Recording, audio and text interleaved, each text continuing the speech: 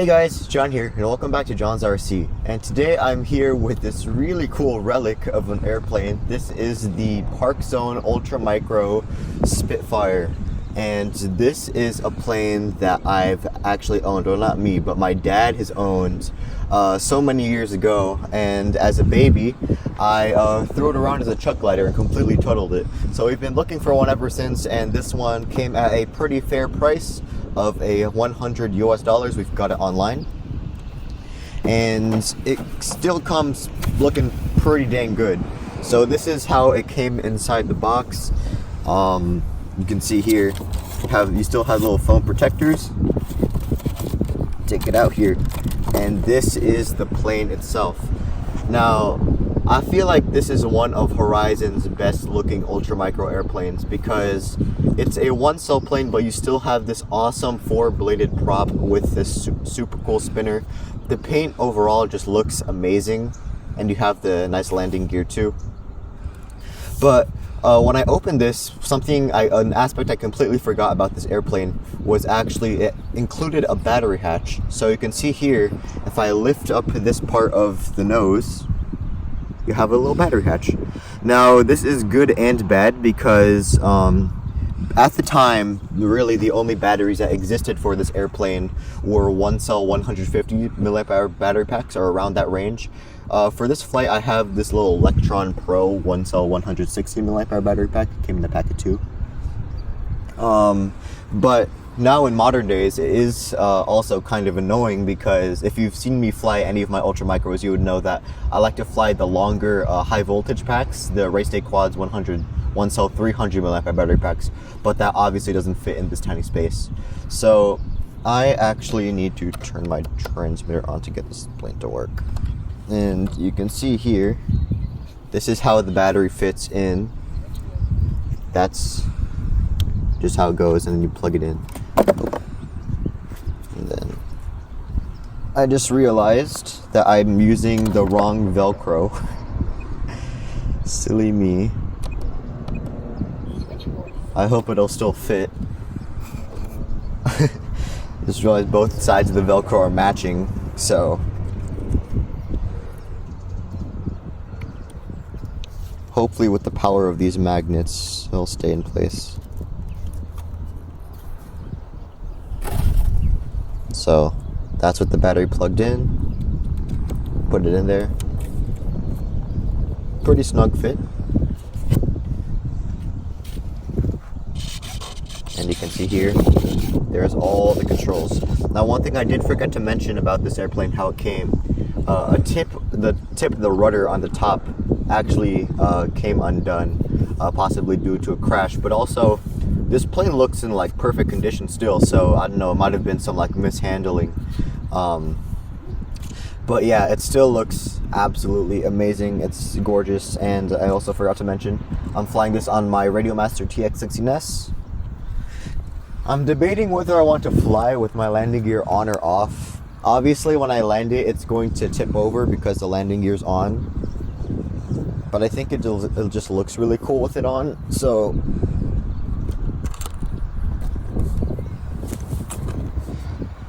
I don't know. Should I keep it on? I guess I'll take it off. Because it might rip. There's a possibility that it rips if I do land on the ground. So unfortunate.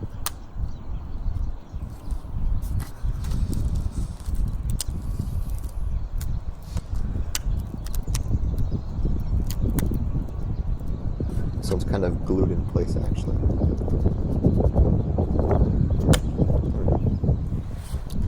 Okay, landing gear off. So make sure all my controls are going the right way. And you got that little one cell brush motor on that little thing. So yeah, toss it. And we're up.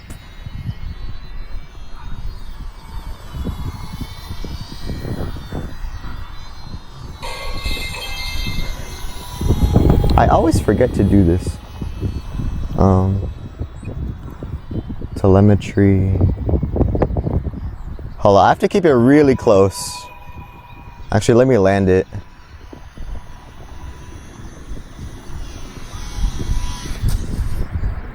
I always forget to do this. Okay. I have to keep it really close because I notice now that the field that we're flying at is not the most friendly on the camera, because this is a camouflage airplane.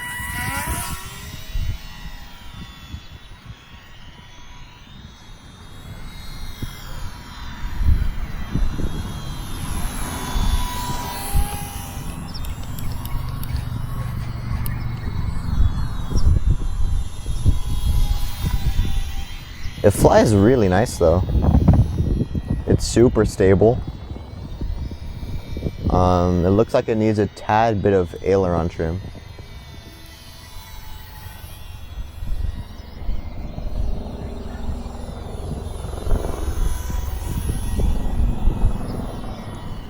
But it feels really nice.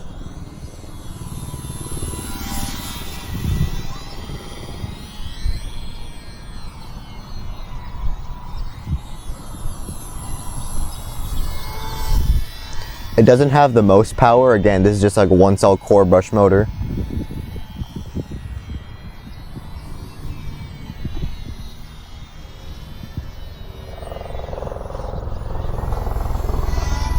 I really hope the camera can catch this.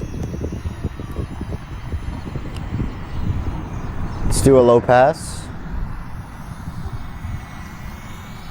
It looks so good. You like my little trick there?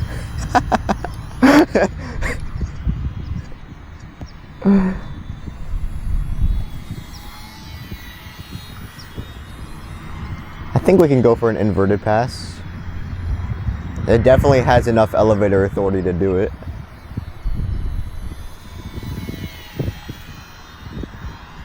Yeah, this thing flies phenomenally.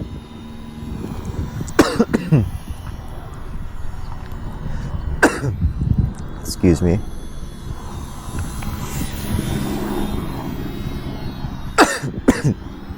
Sorry. Let's go again.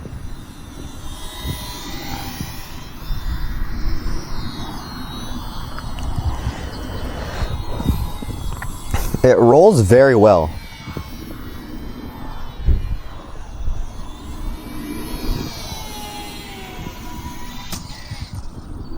Okay, well that wasn't intended.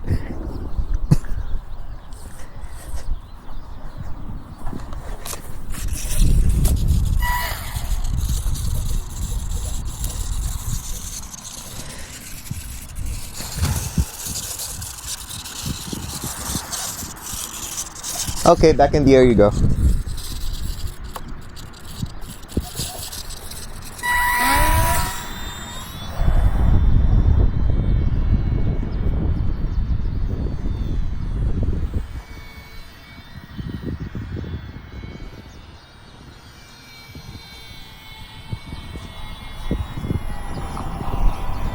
At this altitude it looks great.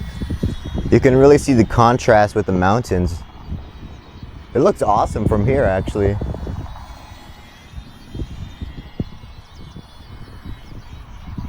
Uh-oh. Low on battery.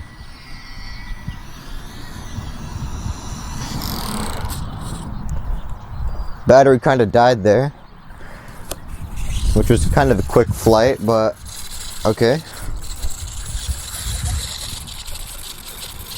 So I actually have 2 batteries for this. Here's the second one coming up somewhere. There it is. Okay, another Electron Pro battery. If you heard the clicking noise, that was actually the battery hatch that moved forward slightly.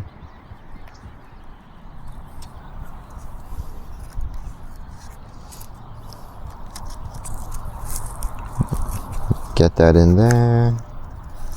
Put that back in. There's a way to get this fit in more snugly.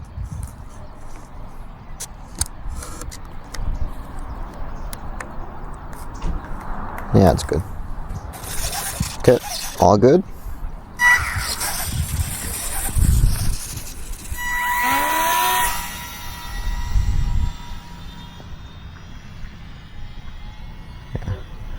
If this plane was a little bit bigger, it would look absolutely great. I mean, it already looks phenomenal. Phenomenal.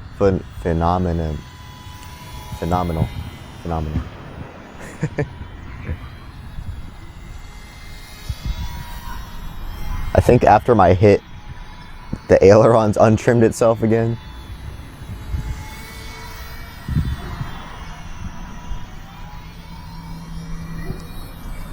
Whoa.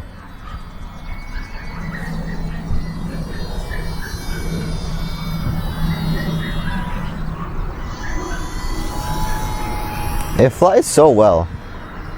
I wasn't expecting it to fly this good, but like it genuinely flies really well. It's really stable. And the aileron authority is just amazing. It feels so locked in.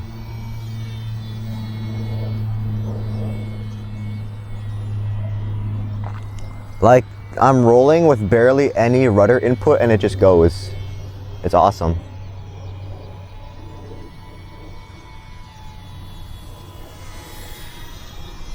And then if I do put rudder, I can get this really nice slow roll looking thing. Here we go. Coming in. Okay, well that wasn't really a slow roll. Let me try again.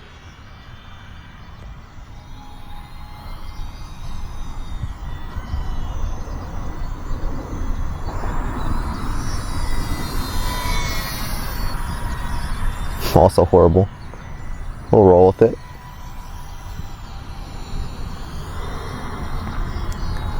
Let's go back inverted. A little low there.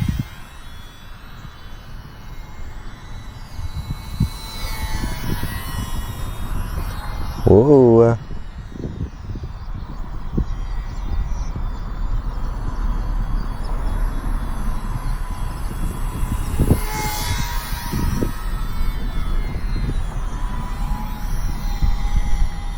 Yeah, I'm very happy with this.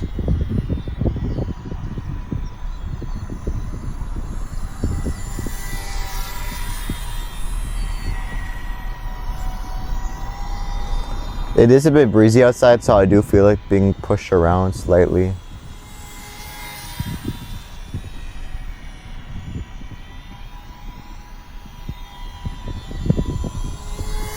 And you have to be really coordinated with your rudder to get a good circle in this thing.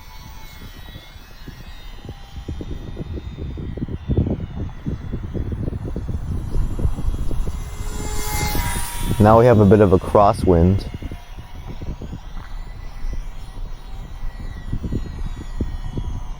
So a slow pass.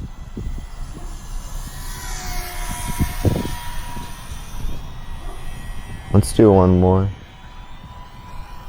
Yeah, the wind is like making it pitch up.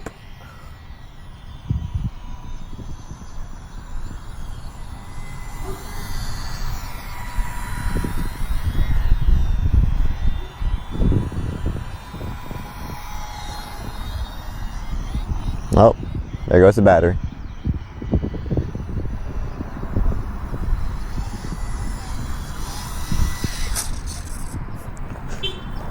Pretty solid landing. Okay, so that was my maiden flights on the Parkzone Spitfire, and I am very happy with this. Let me actually unplug the battery because it wants to come out. There we go. Put the hatch back on. So that was my maiden flight, and it honestly flies so good because it just feels so actual in the rolls. I mean, for a single servo aileron, the rolls just feel so locked in. I barely have to put any rudder input during the rolls, but it just flies great. And the elevator authority was actually more than impressive. I was able to go inverted, and I don't have to fight anything. It just wants to go inverted happily. And it just looks great all around. I kind of crashed during the first flight and I scuffed the nose a little bit, but nothing too drastic. But other than that, it's just such a good looking model. And I know that there's like a bunch of like RC ready to fly warbirds now, like the Volantex ones or the Rage RC ones.